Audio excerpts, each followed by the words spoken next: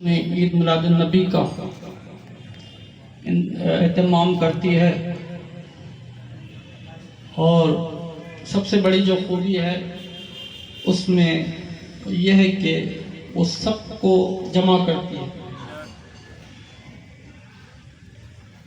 اور اس کا صحرا جو ہے، اس کی بنیاد رکھنے والے تھے سائیں مرزا شاہجہاں صاحب تھے، اور بھی جو بزرگ تھے سائیں بدل شاہ صاحب تھے، اور بھی لوگ جو اس کی بنیاد رکھنے والے تھے، اور عزادار کمیٹی کے جتنے بھی مرحوم ہیں ان سب کے لیے ایک سورہ فاتحہ۔ بسم اللہ الرحمن الرحیم، الحمدللہ رب العالمین، الرحمن الرحیم، مالک یوم الدین، ایاک نعبد و ایاک نستعین، اہدنا الصراط المستقیم، صراط الذین انعمت علیہم غیر المغضوب علیہم ولا الضالین، اللہم صلی علی محمد و آل محمد۔ اور مجھ سے یہ بھی کہا گیا تھا کہ ہمارے چیئرمین جو ہیں مولانا شاہ صاحب، کہ یکم محرم سے آج تک خاص طور پہ بلدیہ والوں نے اور پولیس ڈپارٹمنٹ نے بہت زیادہ تعاون کیا، ان کے ہم بہت بہت شکر گزار ہیں، اور دعا گو ہے کہ پروردگار عالم ان کی خدمتوں کو قبول فرمائے۔ اور بھی حکومت سندھ بھی تعاون کرتی رہی، رینجرز اور ملٹری کی بھی تعاون رہا، وابڈا نے بھی تعاون کیا، جس سے جو میڈیکل والے تھے وہ بھی تعاون کرتے رہے، ان سب کا شکریہ۔ اس کے علاوہ جو یہاں پہ تنظیموں کے صدر ہیں جو آئے ہیں، عید میلاد النبی کمیٹی والے بھی آئے ہیں، ان کا بھی شکریہ، انجمن محمدی والے بھی ہیں، سفینہ اہل بیت والے بھی ہیں، شیعہ علماء کونسل والے بھی ہیں، جتنے بھی ہیں ان سب کا شکریہ۔ حقیقت یہ ہے کہ کوشش یہ کرنی چاہیے کہ ہمارے نظریات کچھ بھی ہوں، ہماری سوچیں کچھ بھی ہوں، لیکن اس وقت ضرورت ہے کہ مسلمان سب مل کے بیٹھیں، آپس میں۔ بڑی اچھی بات ہے کہ اپنے عقیدے کو نہ چھوڑو اور دوسرے کو نہ چھیڑو، کیونکہ ہم مسلمان آپس میں بھلے تقسیم ہوں، ہم ایک دوسرے کو کہیں کہ یہ شیعہ ہے، یہ سنی ہے، یہ وہابی ہے، یہ اہل حدیث ہے، یہ دیوبندی ہے، لیکن یاد رکھو کہ ہمارے جو دشمن ہیں ان کی نظر میں ہم سب مسلمان ہیں۔ ہم آپس میں بھلے ایک دوسرے کو کہتے رہیں کہ یہ شیعہ ہے، یہ سنی ہے، لیکن جو ہمارے دشمن ہیں نا، ان کی نظر میں ہم صرف مسلمان ہیں۔ وہ یہ نہیں دیکھتے کہ یہ شیعہ ہے یا سنی ہے۔ اس کا اندازہ آپ کو چکا ہوگا کہ جنہوں نے افغانستان پر حملہ کیا انہوں نے ہی عراق کو تباہ کر دیا، اور آج کس طرح سے فلسطین پر مسلمانوں کے ساتھ ظلم ہو رہا ہے، اور اس کی وجہ یہی ہے کہ ہم منتشر ہیں، قیادت سے محروم ہیں، اور سب سے بڑی بات یہ ہے کہ تعلیمات آل محمد و آل محمد کو بھولے ہوئے ہیں۔ جو اسلام کی تعلیمات تھی وہ تو ہمارے ذہنوں میں ہے ہی نہیں، بالکل نکل چکی۔ ضرورت ہے کہ اس وقت ہم، یقیناً اختلاف ہے، میں نہیں کہہ سکتا، کیسے کہوں کہ بھئی اختلاف نہیں ہے، اختلافات ہیں، اور میں نے پچھلے سال بھی شاید یہ جملہ کہا تھا اور یہ بات کی تھی کہ اگر ہم 3 برتن لیں، ایک گلاس لیں، ایک جگ لیں، ایک بالٹی لیں، ایک گلاس لیں، ایک جگ لیں، ایک بالٹی لیں، تینوں میں پانی بھریں، فل، تینوں کو فل پانی سے بھر دیں۔ اب تینوں میں تینوں فل ہیں، توجہ، گلاس بھی فل ہے، جگ بھی فل ہے، بالٹی بھی فل ہے، لیکن پانی ہر ایک میں ایک جیسا نہیں ہے۔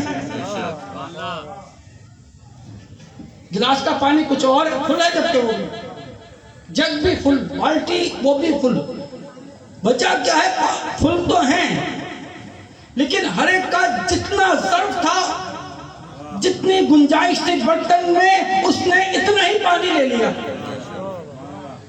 اب ہم اس میں کوشش کریں کہ گلاس میں بالٹی کا پانی بھر دیں تو یہ ممکن نہیں ہے.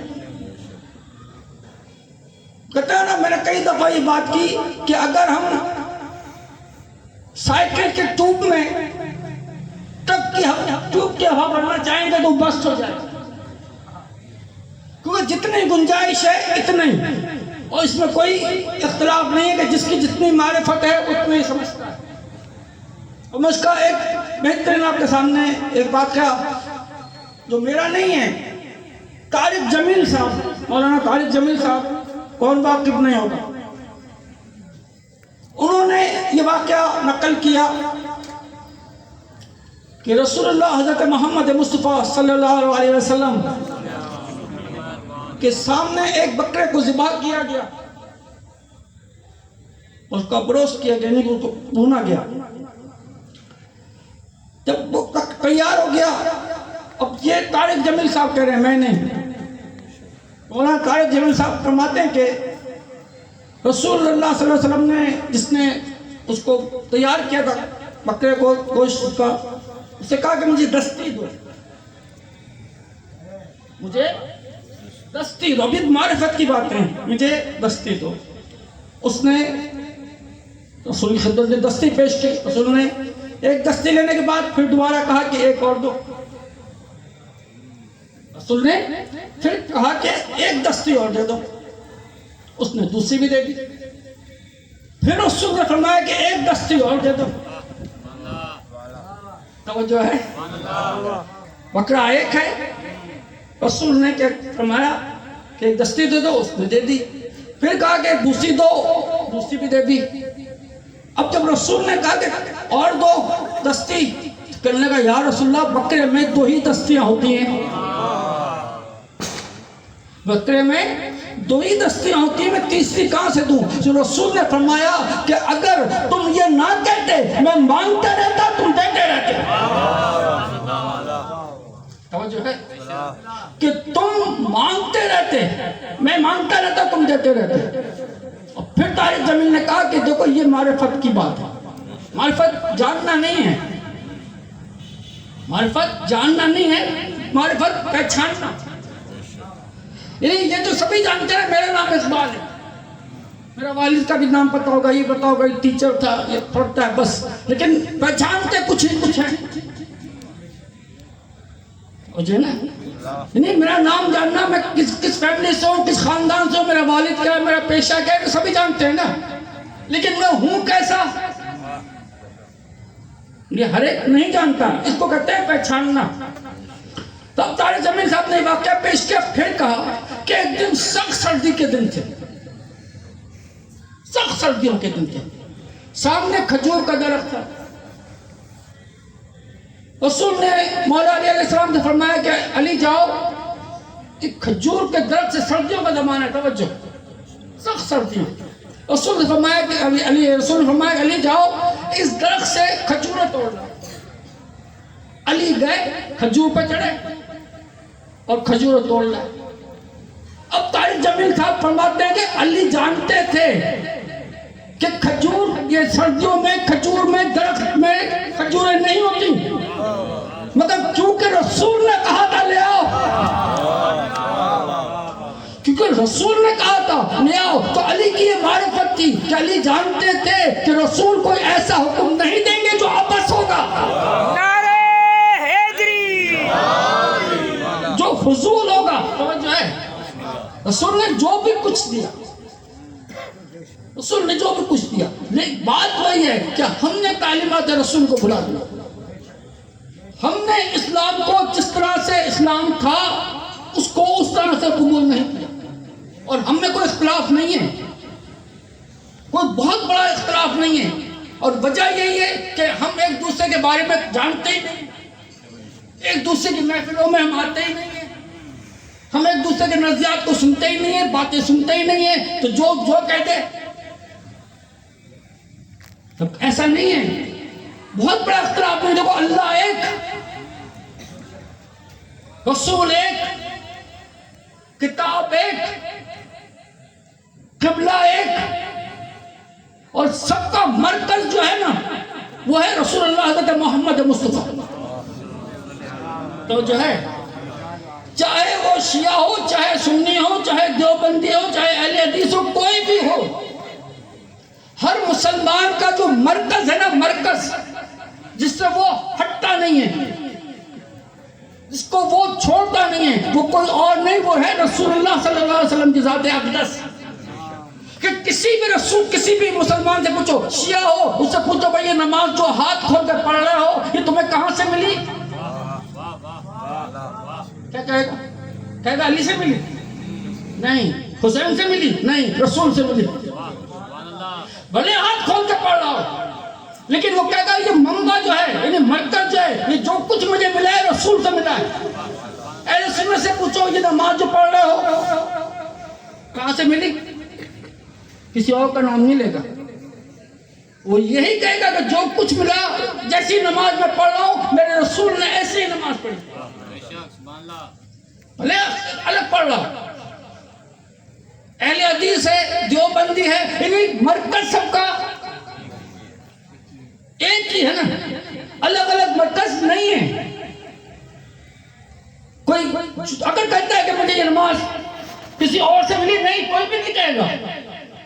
سب یہ کہیں گے نماز، یہ روزہ، یہ حج، جو کچھ میں کر رہا ہوں ویسا ہی کر رہا ہوں جیسے مجھے رسول سے ملا. کوئی یہ نہیں کہے گا میں کسی اور سے لے رہا ہوں. اس کے معنی کیا ہوئے کہ رسول پہ اختلاف نہیں، قرآن پہ اختلاف نہیں، قبلے پہ اختلاف نہیں، اللہ پہ اختلاف نہیں. ہاں یہ اختلاف ہو گیا. وہ کہتا ہے مجھ تک یہ پہنچا، مجھ تک جو خبر پہنچی وہ اس طرح پہنچی. اب آپ دیکھیں سب میں زیادہ مستند ترین چیز کون سی ہے مسلمانوں کے پاس اس وقت؟ اگر کوئی پوچھے کہ بتاؤ اس وقت سب سے زیادہ معتبر چیز آپ کے پاس کیا ہے؟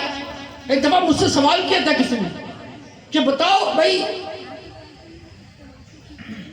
اور رسولوں نے تو مجھے دکھائے تھے نا، تو ہم آج کیا پیش کریں؟ کیسے بتائیں کہ ہمارے رسول تھے؟ کیا ہے تمہارے پاس؟ تو میں نے کہا ہمارے پاس قرآن مجید ہے، ہمارے پاس قرآن مجید ہے. اس پہ بھی انشاءاللہ بات ہو. کہا کہ قرآن مجید ہے ہمارے پاس. اگر ہم آج دکھائیں، فخر کے ساتھ دکھا سکتے ہیں کہ جیسی کتاب ہمارے پاس ہے ایسی کتاب کسی کے پاس نہیں. آپ دیکھیں نماز پہ اختلاف، پڑھنے پہ اختلاف ہے.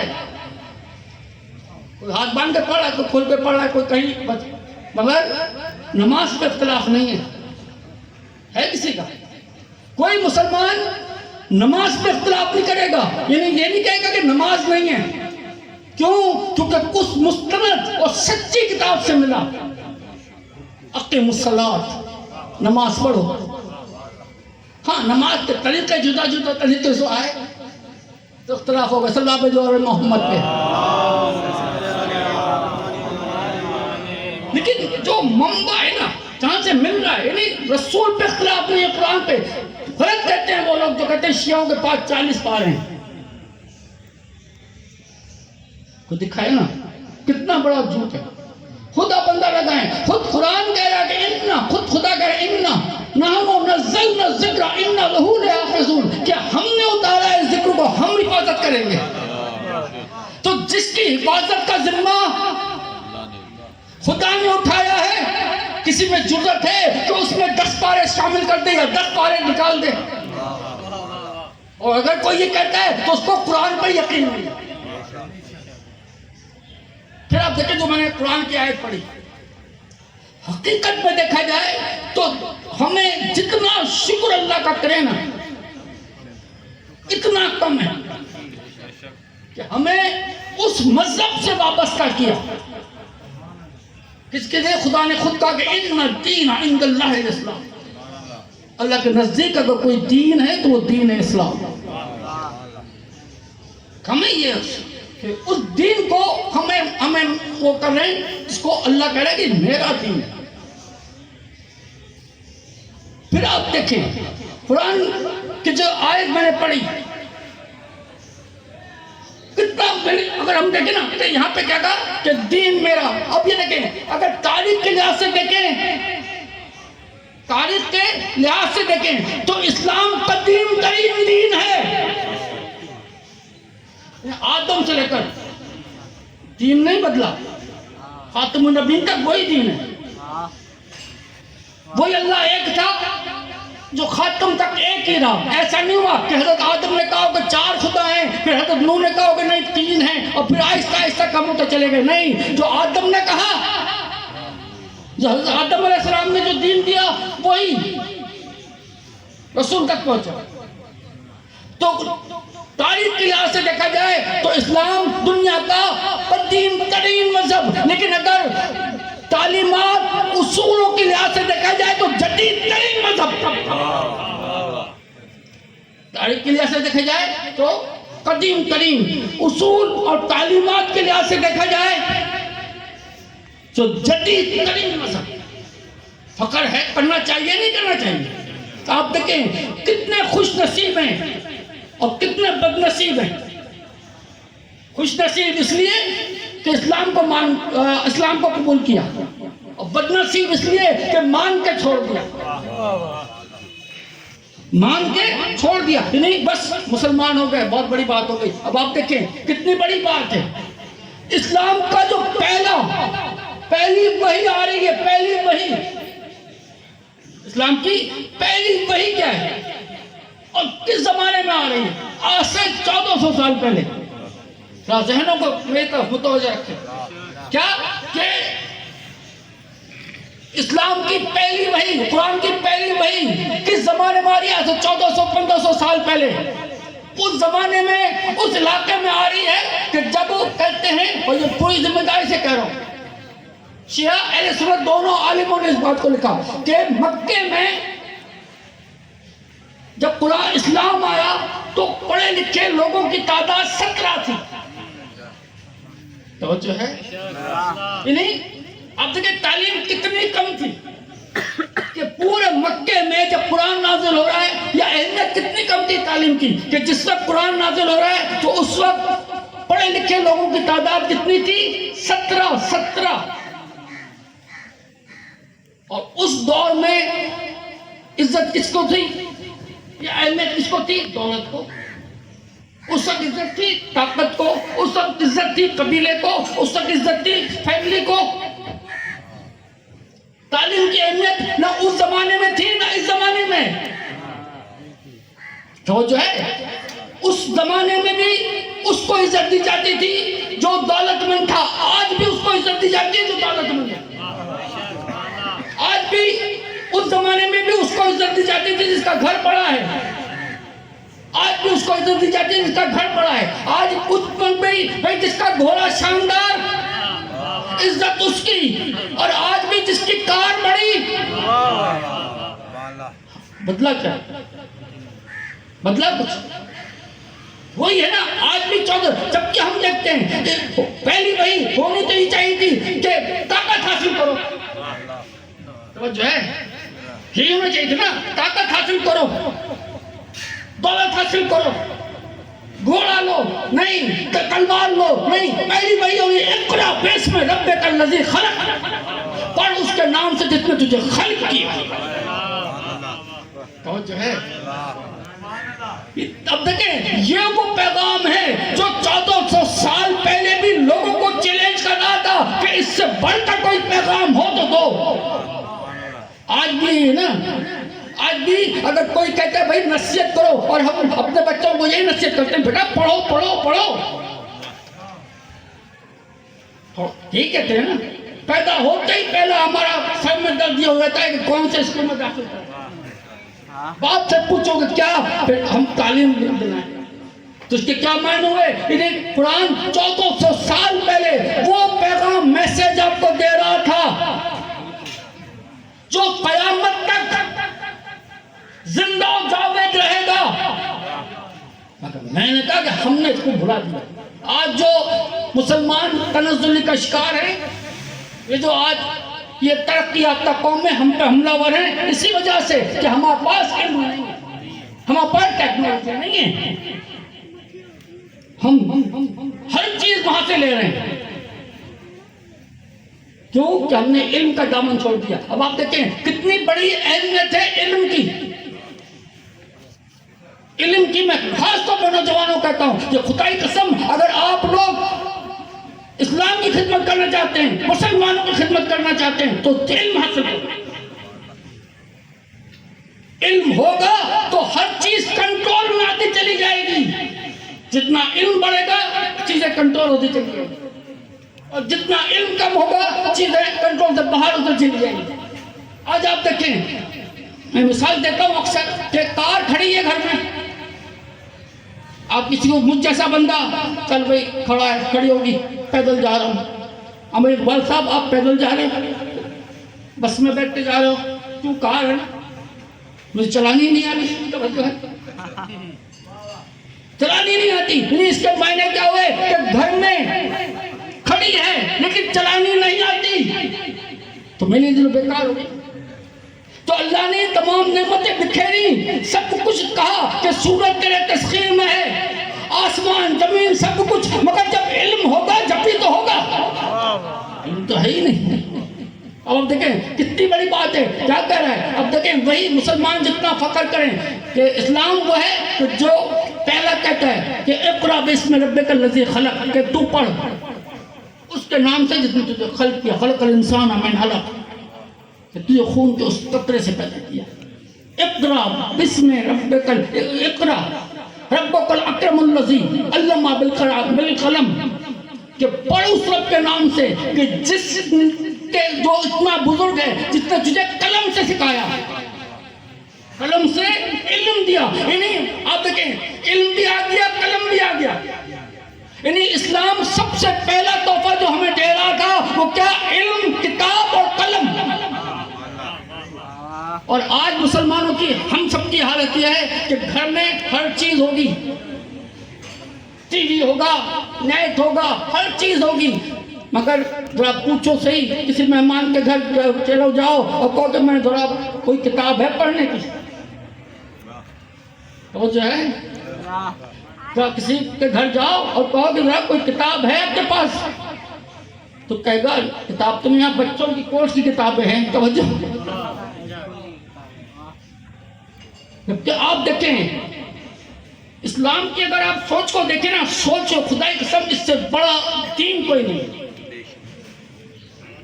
جب خدا نے کہا نا انی جاعل فی الارض خلیفہ, کہ میں خلیفہ بنا رہا ہوں, تو فرشتوں نے کیا کہا, ہم تیری تسبیح کرتے ہیں, کہ ہم تیری تسبیح کرتے ہیں, ہم تیری تقدیس کرتے ہیں, ہم تیری تسبیح پڑھتے ہیں. تو اللہ نے تسبیح و تقدیس کو نہیں, تاج پہنایا کس کو, حضرت آدم علیہ السلام کو, اس کو کہ جس کے لیے کہا علم آدم الاسماء کلھا, کہ ہم نے آدم کو تمام ناموں کی تعلیم دے دی. یعنی اللہ پہلے دن بتا رہا ہے کہ تاج نبوت, تاج خلافت اس کو ملے گا جس کے پاس علم ہوگا. جو ہے نہیں, آپ دیکھیں کتنی بڑی بات ہے, اور ہمارے پاس تو یہ بہت ہی عجیب بات ہے, ان پہ توجہ ہی نہیں ہے. پھر آپ دیکھیں قرآن کیا کہہ رہا ہے, کسی کی جرت نہیں ہے, طاقت نہیں ہے جو رسول کی تعریف کر سکے. غالب کا ایک شعر آپ کو سنا, صلی اللہ علیہ وسلم محمد پہ,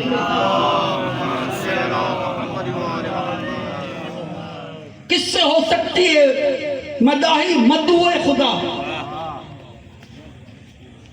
کس سے مدح تعریف, مداحی یعنی تعریف کرنے والا, کس سے ہو سکتی ہے مداحی مدعو خدا, یعنی اس کی تعریف کس سے ہو سکتی ہے جس کو خدا نے جس کی تعریف کی.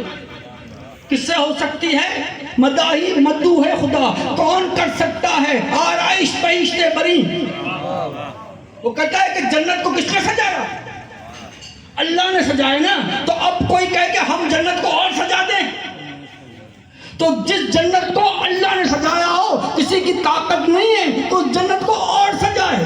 تو جس طرح خدا نے محمد رسول اللہ کی تعریف کر دی, اب کسی میں جرت نہیں ہے کہ وہ محمد رسول اللہ کی تعریف کر سکے. پھر آپ دیکھیں کتنی هو الذي بعث في الأميين رسولا منهم يتلو عليهم آياته ويزكيهم ويعلمهم الكتاب والحکمہ، کہ ہم نے نبی کو کیوں بھیجا کہ تلاوت کرے. ہم نے رسول کو اس لیے بھیجا کہ تلاوت کرے. یتلو علیہم آیاتہ ویزکیہم، اور تمہارے نفسوں کو پاک کرے. صرف تعلیم نہ دے، بہت دفعہ اس پر بول چکا، صرف تعلیم نہ دے، تربیت بھی دے اور کتاب و حکمت کی تعلیم دے. کیا؟ کتاب و حکمت کی تعلیم دے، کتاب و حکمت کی تعلیم دے. اب سوال یہ ہے کہ ٹیچر کو اگر کسی اسکول میں بھیجا جائے کہ بھئی جا کے پڑھاؤ، تو بھئی وہ کیا ان پڑھ ہوگا؟ ڈیوٹی قرآن اللہ کہہ رہا ہے، تو جو ہے یتلو علیہم آیاتہ، ہم نے اپنے رسول 4 ڈیوٹی لگائی ہیں رسول کے اللہ نے کہ تلاوت کرو. سورہ جمعہ کیا ہے؟ ہر جمعے کو سنتے ہوں گے. یتلو علیہم آیاتہ، یہ تلاوت کرے، نفسوں کو پاک کرے. دوسرا کتاب کی تعلیم دے، حکمت کی تعلیم دے. تو جس کو اس طرح سے بھیجا ہو، بات وہی ہے کہ یہ جرأتیں کیوں بڑھتی ہیں؟ کیونکہ ہم کچھ چیزوں کو قبول کر لیتے ہیں کہ رسول کو معاذ اللہ پڑھنا لکھنا نہیں آتا. اب نے دیکھا بھی طارق مسعود نے کتنی بڑی گستاخی کی. ہم تو اب تک یہی مسئلہ چلا آ رہا تھا نا کہ بھئی رسول کو پڑھنا نہیں آتا تھا. نہیں، ایسا نہیں ہے. جس کو اللہ تلاوت کرام کے لیے بھیج رہا ہو،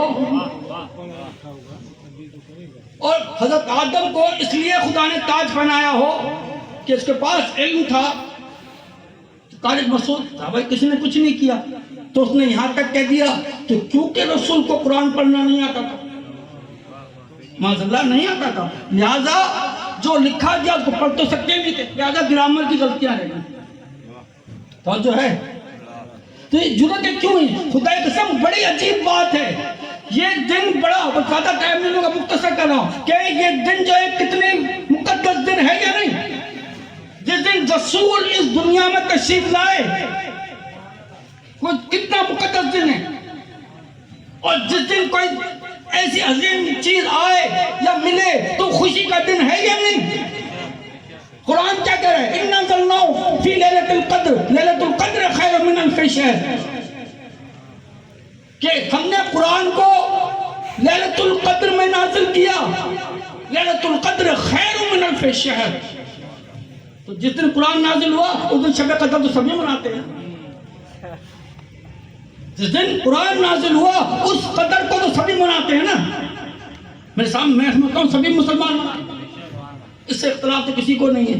تو سوال یہ، جس رات میں قرآن نازل ہو، اللہ کہے کہ وہ رات 1000 راتوں سے نہیں، 1000 دنوں سے نہیں، بلکہ 1000 مہینوں سے بہتر ہے. اور جو ہے 1000 راتوں سے نہیں، 1000 دنوں سے نہیں، 1000 مہینوں سے بہتر ہے. جس میں یہ قرآن نازل ہوا، تو اب جس میں قرآن نازل ہو وہ رات اتنی افضل، اور جس میں بارش قرآن آئے. دیکھیں یہاں پہ خدا نے رات کہا، لیکن جس بار جو بارش آیا نا قرآن کا، وہ ہے کہ جس کے صدقے میں کائنات بنی. نہ دن تھا نہ رات تھی. کتنا بڑا رتبہ ہے نا، کتنا بڑا رتبہ ہے. لہذا اس پر تو کوئی بات ہی نہیں ہو سکتی. ٹھیک ہے، میں کئی دفعہ کہتا ہوں کہ بھئی خوشی منانی چاہیے. جو نہیں منا رہا اس کی مرضی ہے، جو نہیں منا رہا کم سے کم مخالفت نہ کرے. میں نے پہلے بھی ایک دفعہ مثال دی تھی اس میں کہ بھئی پاکستان کا ڈے ہے، مناتے ہیں لوگ، جھنڈا لگاتے ہیں نہیں لگاتے لوگ، لیکن میں نے تو نہیں لگایا. میں نے آج تک کبھی مفتی کا اسکوٹر پہ لگایا نہ گھر پہ لگایا. تو کیا غدار ہوں؟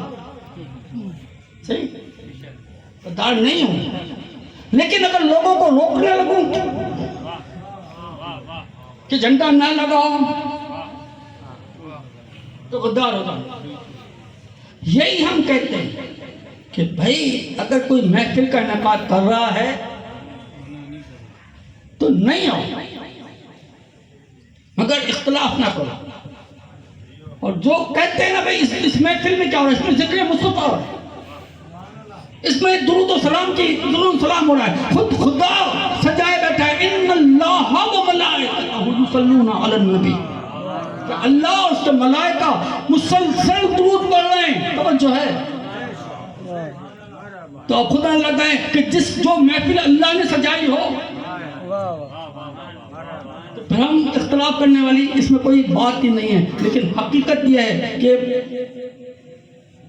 اگر عزاداری امام حسین پر اختلاف پر اعتراض نہ کیا جاتا، اب یہ سوچے جرأت کیسے ہے کسی کی، یہ جرأت کیوں ہوئی کہ کوئی عید میلاد نبی منائے اور کوئی کہے کہ یہ بدعت ہے.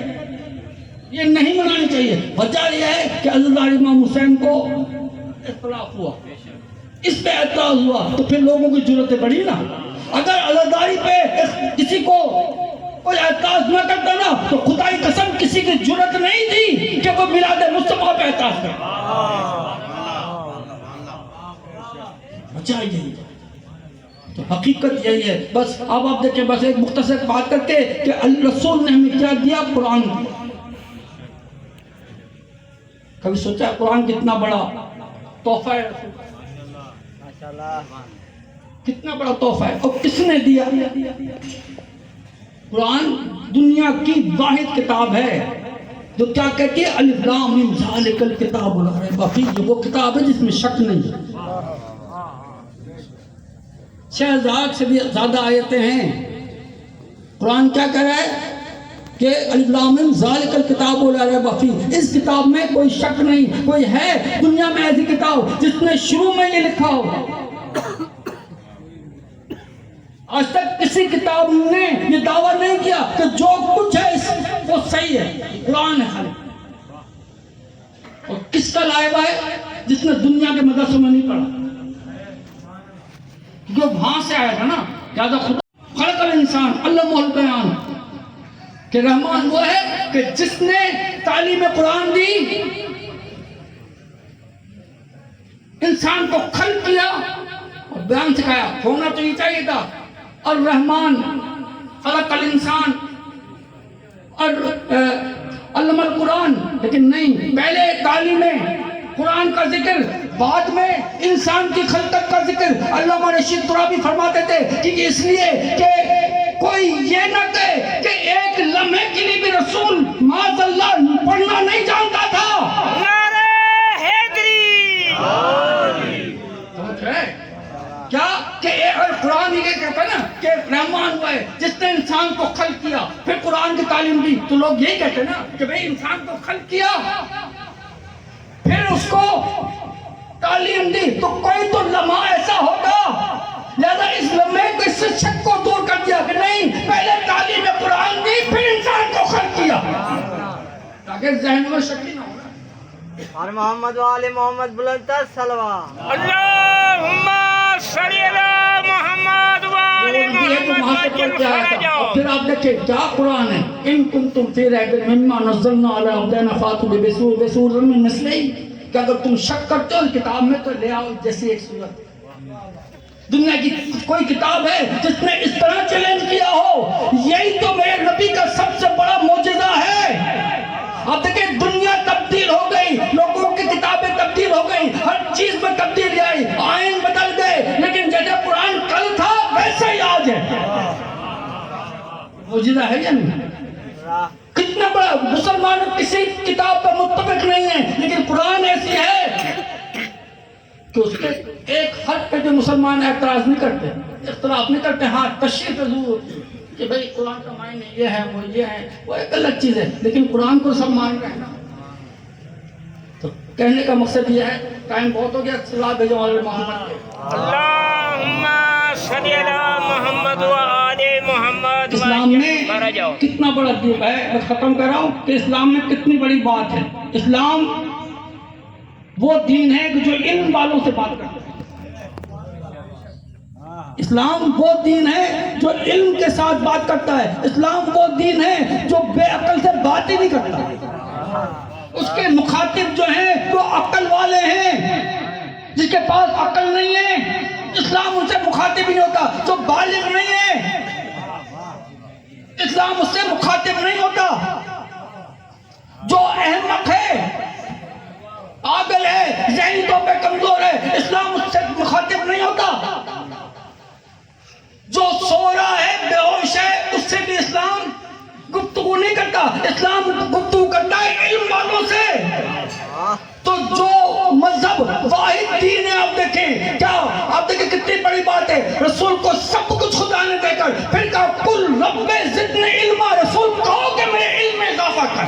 نعرہ حیدری، نعرہ تکبیر، نعرہ رسالت، نعرہ حیدری، آل محمد صلوات. اللہم صلی علی تو دیکھیں جہاں پر وہ ہوگا نا، علم ہوگا، جہاں عقل ہوگی وہاں انتہا پسندی نہیں ہوگی، وہاں شدت پسندی نہیں ہوگی. خدا کی قسم تعلیمات عالم اور رسول کی تعلیمات کو آپ دیکھیں صحیح. بس ایک واقعہ سنا کے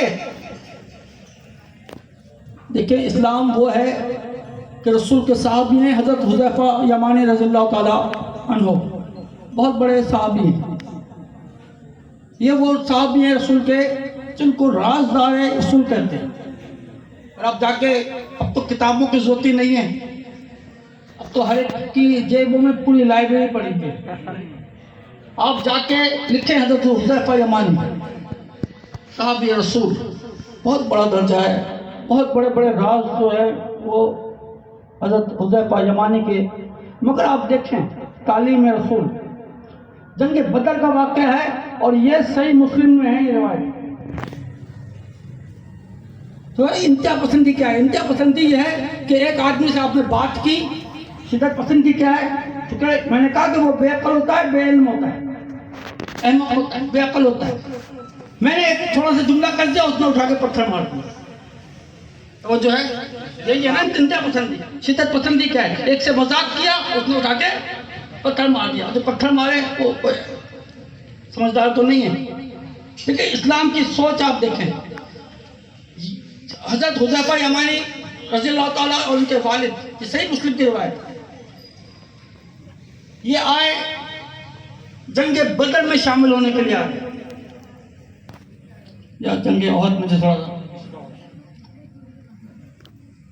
تو راستے میں ان کو کافروں نے پکڑ لیا. تو جو ہے کافروں نے حضرت حذیفہ کو بھی پکڑ لیا اور والد کو بھی پکڑ لیا. کہاں جا رہا ہے؟ کہا مدینے جا رہے ہیں. کہا مدینے میں تو تم رسول کے پاس جا رہے ہو اور وہاں پہ جا کے یقیناً فوج میں شامل ہو گئے اور پھر ان سے لڑو گے بھی، لہٰذا ہم تمہیں نہیں چھوڑیں گے. اب انہوں نے بہت ان سے کہا کہ بھائی ہمیں چھوڑو. کہا نہیں چھوڑیں گے نہیں، اگر زیادہ کیا قتل کر دیں گے. کیا کریں؟ حذیفہ یمان کے لیے کہتے ہیں کہ تیر اندازی بہترین تھی، اور خاص طور پہ جنگ بدر کے موقع پہ تو رسول کو بہت ضرورت تھی. پھر میں کہہ رہا ہوں کہ پتہ نہیں جنگ بدر یا احد کا دونوں کا وقت. انہوں نے کافروں نے کہا کہ ہم تمہیں چھوڑ دیتے، کیوں قبائلی علاقہ اس زمانے میں مسائل تھے، لہٰذا مارنا آسان تو نہیں تھا. قبائل کی جنگ چھڑ جاتی تھی، لہٰذا وہ بھی جانتے تھے مارنا تم نے کیا. مگر ان سے وعدہ لیا کہ تم جاؤ مدینے، مگر وعدہ کر کے جاؤ کہ جنگ نہیں کرو گے، نہیں لشکر اسلام میں شامل نہیں ہو. توجہ ہے آپ؟ یعنی عہد کی پاسداری رسول بتا رہے ہیں کیا ہے. ان دونوں نے باپ بیٹوں نے وعدہ کر لیا کہ ہم مدینہ جانے دو، لیکن شرط ہم یہ وعدہ کرتے ہیں کہ ہم اسلام کے لشکر میں شامل ہوں. جب یہ پہنچے تو مسلمانوں سب تو ایک ایک مسلمان کی ضرورت تھی، خوشی کی لہر دوڑ گئی. اور یہ کہتے ہیں کہ حذیفہ یمانی تیر انداز بھی بہتر ہے. تو پہنچے، رسول اللہ صلی اللہ علیہ وسلم نے بھی خوش آمدید کہا اور یہ لشکر میں شامل ہونا چاہ رہے تھے. ٹھیک ہے شامل ہو جاؤ. جب شامل ہونے لگے تو انہوں نے رسول اللہ سے فرمایا کہ یا رسول اللہ صلی اللہ علیہ وسلم، ہمارے ساتھ یہ واقعہ پیش آیا، ہمیں کافروں نے پکڑ لیا تھا، ہم ان سے وعدہ کر کے آئے ہیں کہ ہم اسلام کے لشکر میں شامل نہیں ہوں گے۔ اب رسول نے یہ سنا تو کار نکل جاؤ یہاں سے، لشکر میں اب شامل نہیں ہو سکتے، جو کچھ وعدہ کیا اس وعدے کو نبھاؤ۔ یہ ہے تعلیمات آل محمد، یہ ہے تعلیمات آل محمد کہ ایک بندہ آیا، نئی نئی شادی ہوئی تھی اور آ کے کہنے لگا یا رسول اللہ روزہ ٹوٹ گیا، کسی کی ضرورت نہیں ہے، روزہ ٹوٹ گیا، کیا کروں؟ رسول نے کہا 60 روزے رکھ، 60 روزے کہا 60 روزے، ایک روزہ نہیں رکھ سکا، 60 روزے کہاں سے رکھوں گا، ایک روزہ نہیں رکھ سکا، تو کہا ایسا کرو 60 مسکینوں کو کھانا کھلاؤ، 60 مسکینوں کو کھانا کھلاؤ۔ رسول نے جب کہا تو اس نے کہا یا رسول اللہ میں اپنے بچوں کو اپنی فیملی کو نہیں کھلا پاتا، تو 60 مسکینوں کو کھلاؤ۔ اب دیکھیں یہ ہے رحمت للعالمین، یہ اسلام ہمارے سامنے پیش ہی نہیں کیا جاتا۔ اب کوئی مولوی ہوتا کتنا ناراض ہوتا وہ، خیر رحمت برس رہی ہے، رسول ہیں کا بیٹھ جاؤ بیٹھ جاؤ، اتنے میں صدقے کی کھجوریں آئیں، اور یہ وہ واقعہ ہے جو سات صدقہ میں آپ کو ملے گا، کل 2-3 کتابوں میں بخاری میں بھی ہے اور بھی کتابوں میں موجود ہے، سید النبی میں، شبل نمائی میں، اوروں میں لکھا ہوا ہے۔ تو رسول اللہ صلی اللہ علیہ وسلم نے کہا بیٹھ، اتنے میں صدقے کی کھجوریں آئیں، صدقے کی کھجوریں آئیں، رسول نے اس کو کہا کہ یہ کھجوریں لے جاؤ اور غریبوں میں بانٹ دو، یہ کھجوریں لے جاؤ اور غریبوں میں بانٹ دو۔ اس نے کھجوریں لی، کہنا یا رسول اللہ کس میں بانٹوں؟ غریبوں میں۔ یا رسول اللہ مجھ سے زیادہ تو غریب ہے ہی نہیں کوئی، مجھ سے زیادہ تو کوئی غریب ہے ہی نہیں۔ رسول اللہ کے چہرے اقدس پہ مسکراہٹ آ گئی، کہا جا اٹھا کے اپنے گھر پہ لے جا۔ تو یہ ہے اسلام، اور اسی لیے ہم دعا کرتے ہیں کہ پروردگار عالم ہمیں رسول اللہ صلی اللہ علیہ وسلم کی رحمت سے